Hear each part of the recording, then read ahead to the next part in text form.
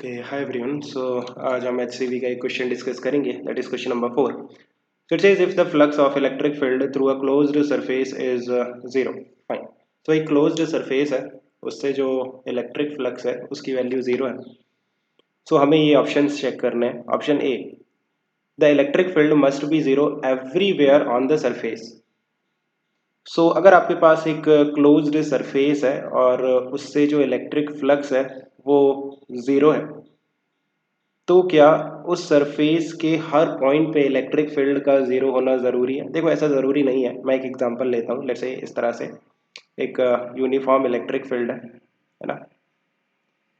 कुछ भी हम वैल्यू ले सकते हैं। लेट्स से 5 न्यूटन पर कूलम, ये एक यूनिफॉर्म इलेक्ट्रिक फील्ड है ना। यूनिफॉर्म इलेक्ट्रिक फील्ड में आप कोई भी सरफेस ले लो, कोई भी क्लोज्ड सरफेस ले लो। लेट्स से मैं एक स्फेयर ले लेता हूँ। सो इस स्फेयर से जो टोटल फ्लक्स होगा वो कितना होगा? ज़ीरो। क्यों? बिकॉज जितनी इलेक्ट्रिक फील्ड लाइन सेंटर करेंगी उतनी ही एग्जिट कर जाएंगी। और आप कह सकते हो कि यूनिफॉर्म इलेक्ट्रिक फील्ड में किसी भी क्लोज्ड सरफेस से जो टोटल फ्लक्स होता है वो होता है ज़ीरो। क्या इस स्फेयर के हर पॉइंट पे इलेक्ट्रिक फील्ड जीरो है? ऑफ कोर्स नहीं। आप कोई भी पॉइंट उठा के देख लो। लेट्स से इस वाले पॉइंट पे, इस वाले पॉइंट पे जो इलेक्ट्रिक फील्ड है वो कितनी है? 5 न्यूटन पर कूलम। यहाँ पे इलेक्ट्रिक फील्ड कितनी है? 5 न्यूटन। बिकॉज यूनिफॉर्म है ना, इलेक्ट्रिक फील्ड जो है वो यूनिफॉर्म है। सो इस सरफेस के हर पॉइंट पे जो इलेक्ट्रिक फील्ड है उसकी वैल्यू कितनी है? 5 न्यूटन पर कूलम। बट जो टोटल फ्लक्स है इस क्लोज्ड सरफेस से वो कितना है? Zero.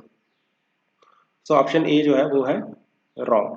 Option B, the electric field may be zero everywhere on the surface. Yes.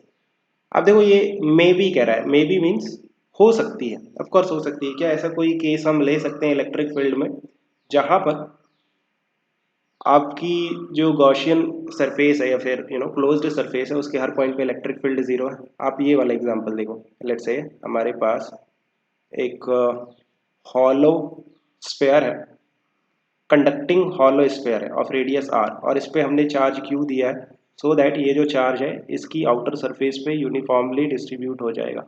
Right now, अगर मैं इलेक्ट्रिक फील्ड की बात करता हूँ, देन जो इलेक्ट्रिक फील्ड होगी इस चार्ज डिस्ट्रीब्यूशन के कारण इस स्फेयर के अंदर कितनी होगी? ज़ीरो। और जो इलेक्ट्रिक फील्ड होगी वो सिर्फ इस स्फेयर के बाहर होगी, रेडियली आउटवर्ड डायरेक्शन में। इस स्फेयर के अंदर कोई भी इलेक्ट्रिक फील्ड नहीं है। सो अगर मैं एक क्लोज्ड सरफेस लेता हूं इस स्फेयर के अंदर, राइट नाउ, ये जो मेरी क्लोज्ड सरफेस है यहाँ पे कोई इलेक्ट्रिक फील्ड नहीं है। मींस इस क्लोज्ड सरफेस के हर पॉइंट पे इलेक्ट्रिक फील्ड कितनी है? जीरो।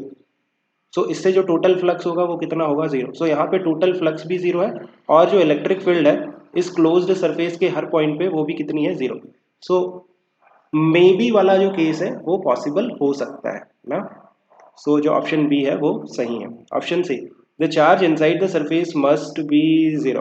ओके नाउ, ये तो क्या है? गॉस लॉ है। गॉस लॉ क्या कहता है कि अगर आपका जो टोटल फ्लक्स है किसी क्लोज्ड सरफेस से वो जीरो है, देन जो total flux through the closed surface होता है वो होता है Q enclosed upon epsilon not.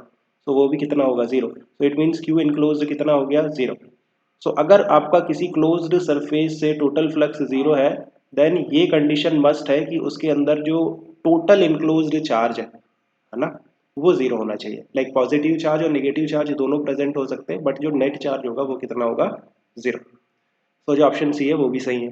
The charge in the vicinity of the surface must be zero. देखो, जो विसिनिटी, लाइक क्या कहना चाह रहा है? Vicinity of the surface means आपकी जो क्लोज्ड सरफेस है उसके आसपास का चार्ज। सो जो फ्लक्स है क्लोज्ड सरफेस से, जो टोटल फ्लक्स है वो होता है Q enclosed upon epsilon not, है ना। क्यू इनक्लोज्ड क्या है? उस सरफेस के अंदर जो चार्ज है, उसके आसपास या बाहर जो चार्ज है उससे कोई लेना देना नहीं होता है फ्लक्स का। Right, so we cannot comment on the charge which are present around that closed surface, है ना।